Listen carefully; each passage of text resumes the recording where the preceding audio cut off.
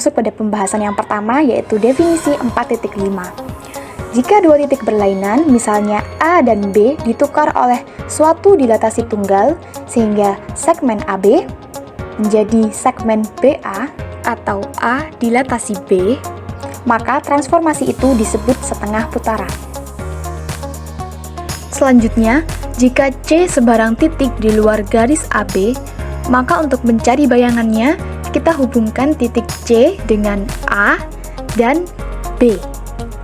Kemudian, konstruksi garis baru melalui titik B yang sejajar dengan garis AC dan konstruksi garis melalui titik A yang sejajar dengan CB, maka titik perpotongan dari kedua garis tersebut adalah D yang merupakan bayangan dari C atau C aksen. Selanjutnya, jika ADBC adalah suatu jajar genjang, setengah putaran dari jajar genjang tersebut dapat dinyatakan dengan C dilatasi ke D. Garis-garis invarian AB dan CD merupakan diagonal dari jajar genjang ADBC yang berpotongan di titik pusat, yaitu titik O. Sehingga titik O merupakan titik invarian dari setengah putaran C ke D. Pada setengah putaran A dilatasi ke B, titik O adalah titik tengah segmen AB. Untuk melukis bayangan T pada garis diagonal AB, dilakukan dengan cara menghubungkan titik T dengan C, kemudian melukis garis yang melalui titik D dan sejajar dengan garis TC, sehingga diperoleh titik T aksen pada garis diagonal AB yang tidak lain adalah bayangan dari titik T. Selanjutnya, hasil kali dua setengah putaran dapat dinyatakan sebagai A setengah putaran B atau B setengah putaran C. Andaikan hasil kali ini mempunyai titik invarian O, maka oleh setengah putaran AB, O dibawa ke O aksen. Jadi, A setengah putaran B sama dengan O setengah putaran O aksen. Oleh setengah putaran BC, maka O aksen dibawa ke O, sehingga B setengah putaran C sama dengan O aksen setengah putaran O. Jadi, ada titik invarian jika A setengah putaran B sama dengan B setengah putaran C. Selanjutnya adalah teorema 4.7.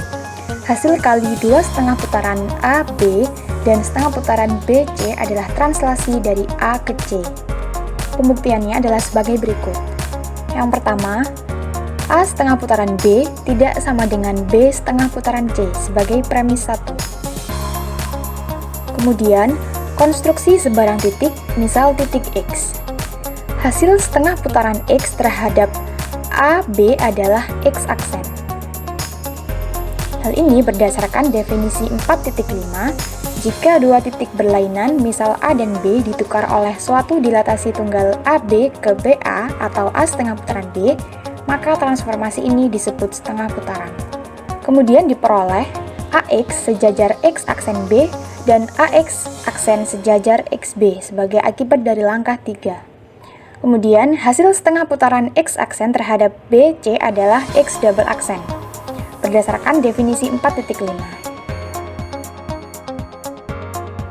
Sehingga diperoleh X aksen B sejajar CX double aksen dan CX aksen sejajar X double aksen B sebagai akibat dari langkah 5. Dari langkah 4 diperoleh bahwa AX sejajar dengan X aksen B.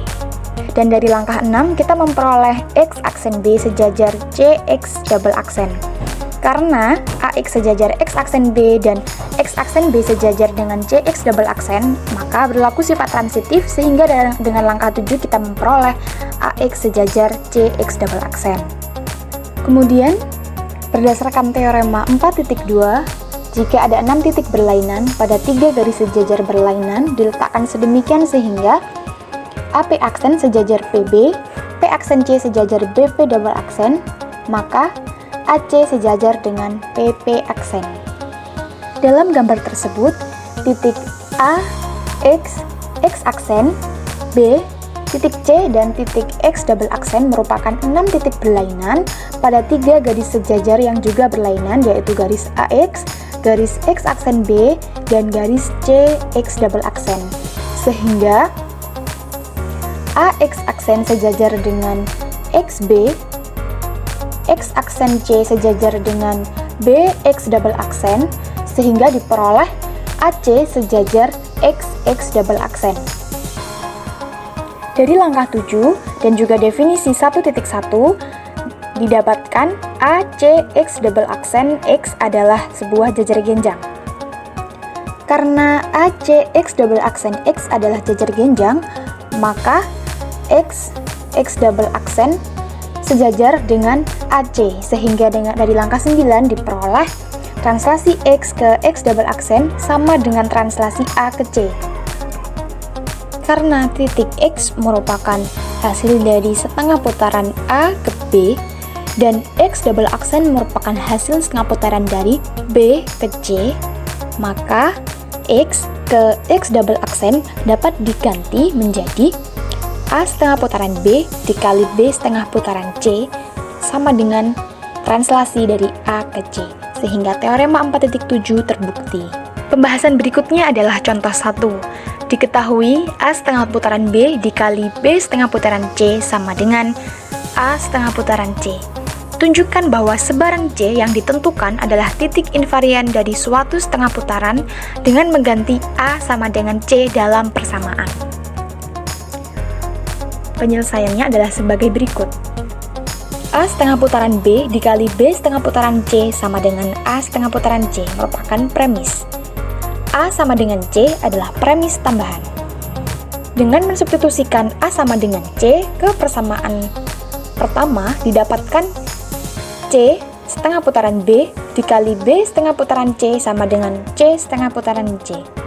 Nah, akibat teorema 4.7 diperoleh C setengah putaran B dikali B setengah putaran C sama dengan C setengah putaran C aksen dikali C aksen setengah putaran C.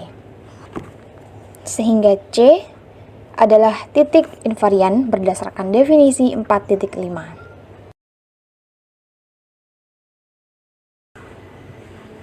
Terima kasih, semoga bermanfaat. Wassalamualaikum warahmatullahi wabarakatuh.